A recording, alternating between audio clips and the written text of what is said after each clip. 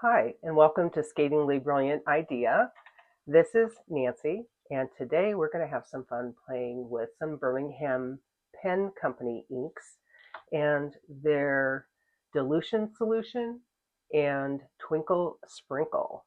I just got a new shipment uh, this week, and I had recently purchased a shipment, maybe a month ago, and then I had some older inks I had purchased last year, and I just now noticed that they really changed their marketing and the bottle sizes. But anyway, I when I got the last shipment, I had this Tailings Pond that came out really, really dark, and you see it here on this paper.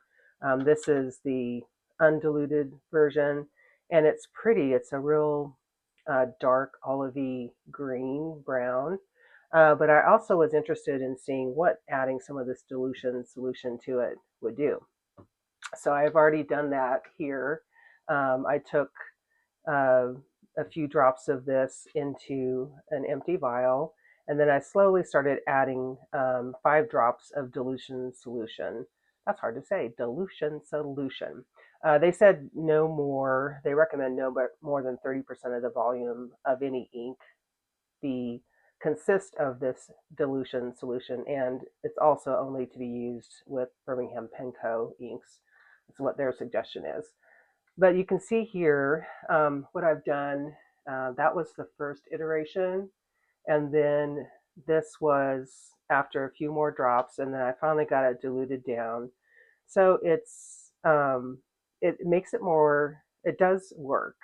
It is still true to the tones, but it's just a hair lighter with each try to make it a little bit less intense if you don't want. But you can still get some payoff. The sheening definitely doesn't happen except in the full solution, at least on this paper. And this is a Loki um, little pocket notebook of their paper.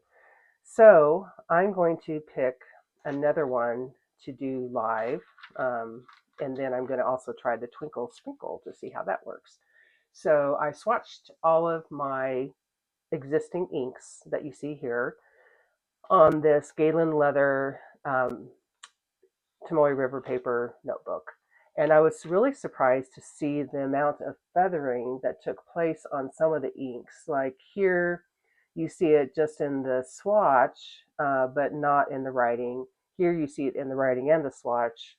And it shows up on some of the colors more so than others. So I'm not sure if that has to do with the quality of the paper and whether I did recently just purchase this, so I don't know if that was some of the bad batch paper. I'm not sure where Galen Leather sources their Tomoe River paper, but I decided that for this, I'm not going to pick anything that is very that is feathering to do my next try. I do. My sisters, I shared this rhubarb with them, and they love this ink color. And this prickly pear has a lot of purple in it. It's not exactly, I can't dilute it without adding other color that I have no idea what I would have to add. But I think what I'm going to do is try the prickly pear and see if I can thin that down a little bit here as well. And then I'll pick one to add some shimmer to, and I'll probably pick Phoenix for that. So let's get started. I need to get the prickly pear, and I'm just going to set this aside for now. We'll test that in a little bit. Well, I can test. What I should do is show it to you and then show a gradual comparison like I did with the Tailings Pond. So I do not have, obviously, a vial holder. I do have this rack that I keep vial samples that I purchased, but as of yet, I don't have one. I will be getting one soon, though, because I'm going to the St. Louis Pen Show this next weekend, and Kaleidocraft is going to be making one for me. I reached out from Instagram because I saw that they're now making them, and I did not buy anything from them in Chicago. but they did have a lot of cute things. So I am going to have her make one for me. So hopefully in the future you will see an ink bottle holder that's not just a rack. So that is what this looks like, um, unadulterated. So I'm going to add, let's start with, um, I'm not going to count these drops. I'm just going to start it about this much. Not very scientific, but that would be, it looks like half of an ounce. So we'll start with that. Mix that out. And then the dilution solution actually has a dropper in it, which makes it nice and handy. So it comes in a, what size bottle is this? A very large bottle. I forget, I think it's 110 milliliters. And I'm just going to add a few drops of this. Let's start with 5. 1, 2, 3, 4, 5. And better cover this before I make a mess. And then I just put the lid on and do a little shake around to mix that together. And then we will test to see what it looks like when it comes out.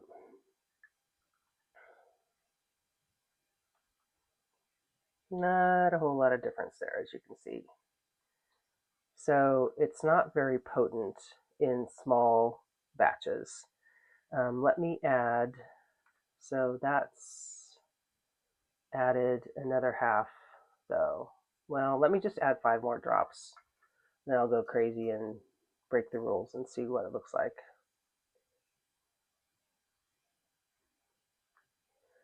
If I add more than the 30% volume that they recommend. I can test it because that was one that didn't feather. I can test it to see if it makes it feather on that other paper.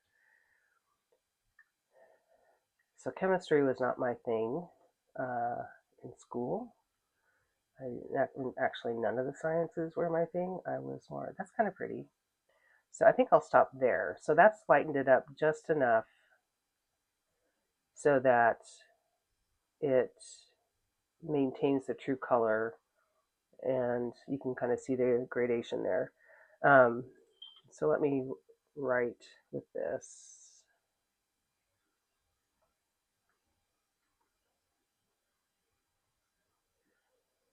I'll put 10 drops, but that actually probably more than doubled the volume. Yeah, about doubled the volume. So it's about a 50% solution. So this first one, very unscientifically, was probably the 30% solution that they recommended,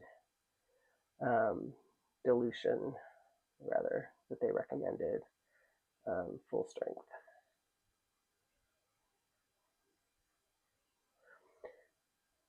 And then I'll put a little drop of this next to the original in my Galen Mother notebook, and then we can see what difference that made. Let me get this under there.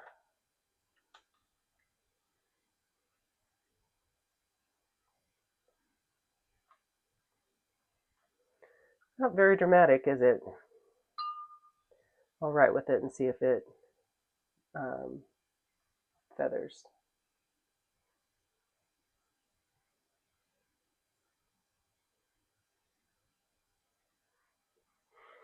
We'll let that dry for a little bit and see what happens. And then the other thing I'm going to do, I said, was to try the Twinkle Sprinkle in the Phoenix, which is that yellow. It looks like the Twinkle Sprinkle is kind of a blue color, so I don't know how that's going to look, but give it a whirl. And I can do that on this side. So one thing that I noticed when I got this, obviously you have to shake it up, but it came with this gunky stuff at the top, and I don't want to use my dropper, and there's some like stuck in the dropper too. So I haven't done anything with this yet. So I'm going to set this aside, and then I don't have any coffee stirrers, but I'm going to use the end of this. I'll clean it off so I don't get my oils on it. But I will use the end of this nib holder to get all the stuff down in there. And this may be a mistake, but I did not contact them to see if this is normal or not. They have sold out of one of these already. They don't normally, I don't frequent their website a lot, but the times I have gone out there and when I've purchased other products from them, these have always been out of stock. So when I did go to them recently, oh, that made a mess. This is not a great idea. Obviously, I'm not using this nib holder anytime soon until that one gets thoroughly washed. But I saw this, and so I had to grab it. It's pretty on my little placemat. So let me stick the lid back on this. Well, I'm trying to do this so I don't make a mess everywhere. So this is the great experiment. You see it here, folks, first. Now, I'm probably not the first one to do this, but I haven't seen it done before. It's kind of pretty in and of itself, but not meant to be used by itself. So let's take a little bit of my Phoenix and see what happens. I'm going to take my dropper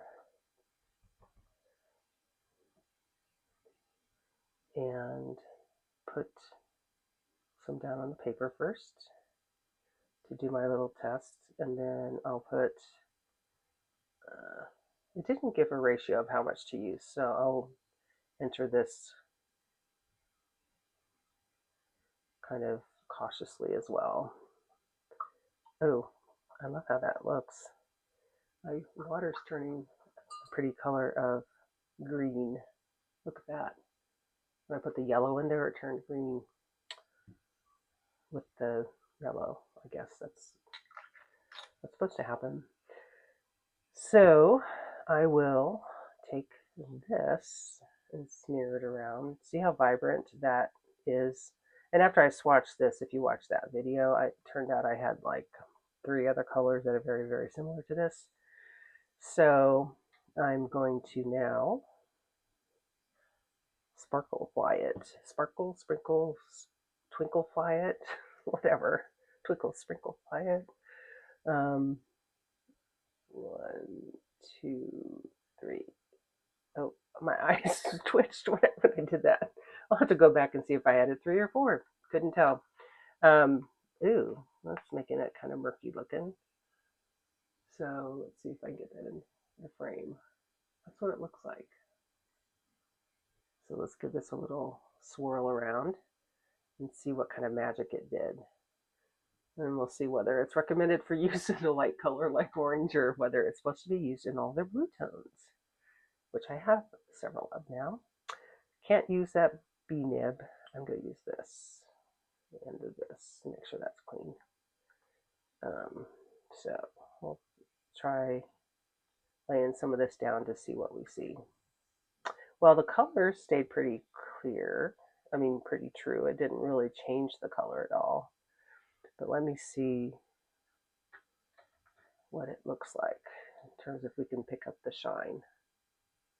I'm not seeing much. See if I can catch it in the light. Doesn't look like, well, there's a little bit there. I'm going to be bold and add a little bit more. So let's shake this up.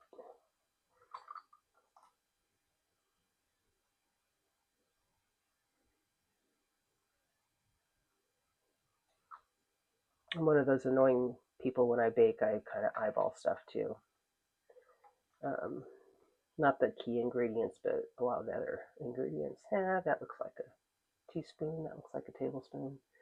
So we're just going to keep trying this. It's not like I don't have any other ink around to write with after this is over. Okay, we're going for the super sheen now. Super shine, rather. Got the shimmer going here. Now this does look like it's changing. You can pick up the color of the shimmer in this. So I'm going to put a little dollop on the other Galen leather as well to see what that looks like. It definitely looks like it's changed to more of an amberish color, doesn't it? And you see the solid shimmer in there. Let me close this and I'll bring it up to the camera a little bit closer. So there it is. Kind of shade, move it around, see if I can get a good angle for it.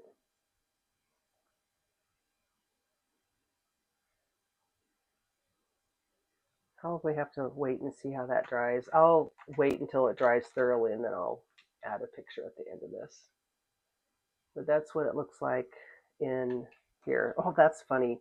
Now the diluted one looks darker than the original. It looks like absolutely no difference, but no feathering still. And then this one, you can tell the blue is definitely affecting the color of the yellow. It might be best to use this in something that has a blue base already, like, well, Tessicola has all that sheen. Maybe hydrothermal spring or something like that. Oh well. I will continue experimenting with it. I will have enough to last me a lifetime. Maybe I'll put some samples together when I go to pen shows and share with everyone, because I don't think I'll ever use that much shimmer. And if it's hard to come by, I can definitely share the wealth. So that's it. I'm going to wait for this to dry. I'll add a little thumbnail of what it looks like at the end of the video. And I appreciate your experimenting with me today. We'll see you next time.